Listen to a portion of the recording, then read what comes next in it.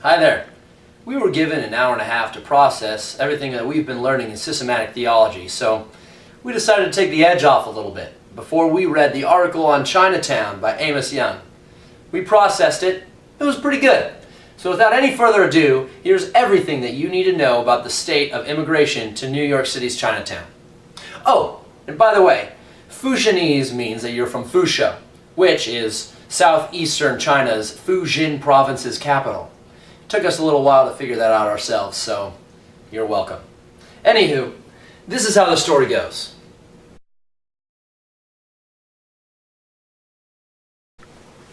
Fujianese immigrants pay like 60 grand up front to these dudes called snakeheads who smuggle them into America illegally. The trip across the ocean sucks a whole lot, but the Fujianese people are all like, well, that was awful, but hey, it's America and there's more opportunity here than back home. Sure, I might become an indentured servant of the snakeheads, and if I can't pay them back, but whatever, that probably won't happen. So here these people are, illegally walking around in America looking for work. So they go to shops and other places of business to make some money because they want to be legit.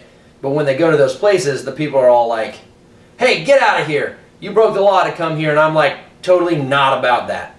So these immigrants are like, okay, well, I'll just try to figure it out somewhere else. And these illegal immigrants who are just trying to work hard and make some fat cash for their families back home keep looking around for legitimate work. But no one lets them in since they're in America illegally. So these people start freaking out because there's no way to make money legally, and the whole time in the back of their heads, they can just hear the snakeheads breathing down their necks like, you know I'm trying to like cut off all your toes or something if you don't pay me back, right? I mean, crap, man. You'd get desperate if you heard that too. I'm pretty sure you can't even stand up without all your toes anyway. I mean, then you'd really be hopeless in America if you know what I mean. Anyways, so these Fujianese immigrants band with all these other illegal Fujianese immigrants because they figure, well, it's better to do business illegally than not do any at all. So then the hustle becomes real because they're just trying to make fat stacks of cash to send back home. These Fujianese people go out there and bust their butts day in and day out on street corners and back alleys and doing all sorts of intense and manual work. After a while, there are a bunch of immigrants doing this same thing, and it creates this kind of illegal economy in Chinatown. They work major overtime and basically kill themselves in work, and the whole time they're like, well, this still beats what's going on back home.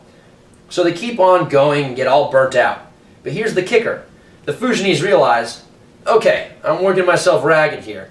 Maybe I can get myself some Jesus in my life and he'll like make me whole or something. So the illegal immigrants go to church looking for some direction. But they get there and everyone's like, hi there, I love you unconditionally for who you are. You never break the law and you make your money legitimately, right? Because people who break the law and exploit our economic structure have no souls.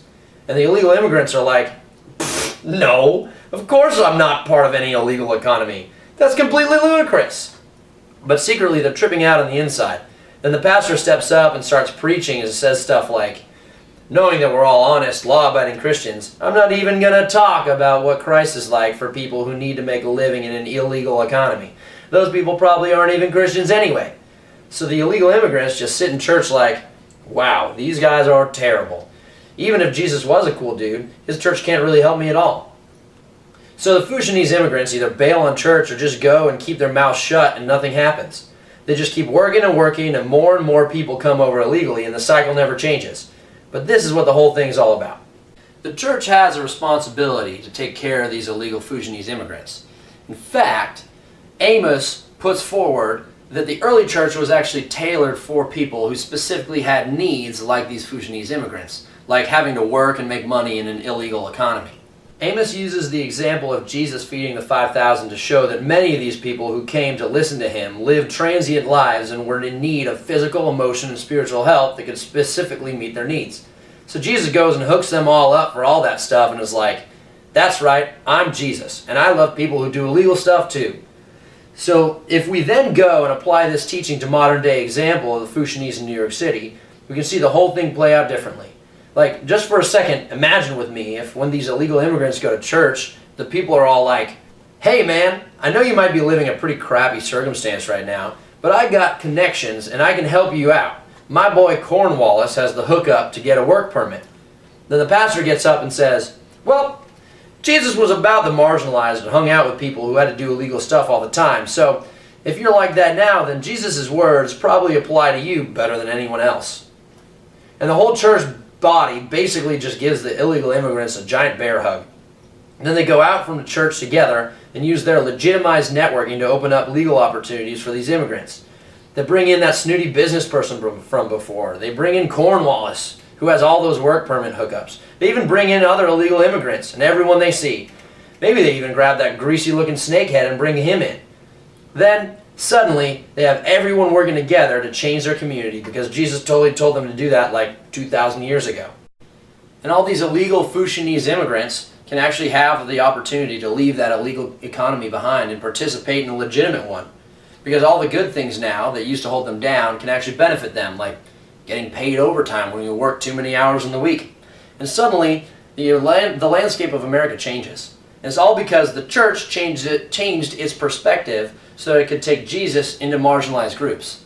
And before you know it, everything's good and we're all singing 80s power ballads like Pat Benatar. Can you imagine it? Like they're all in like one big group line, you know, and they're all buddies and they're like, you know, we are young. No one can tell us we're wrong. Searching our hearts for so long. Both of us knowing love is a battlefield. So, here's our conclusion. Basically, if the church really examines the heart of Jesus, it'll see that its job is to give marginalized groups the chance to participate in society legitimately. The church is a bridge to the gap between poverty and prosperity that the government is just never going to be able to fill. And if they do that, then we'll have the chance to live in a more healthy community and sing 80 power ballads. You know, it's science.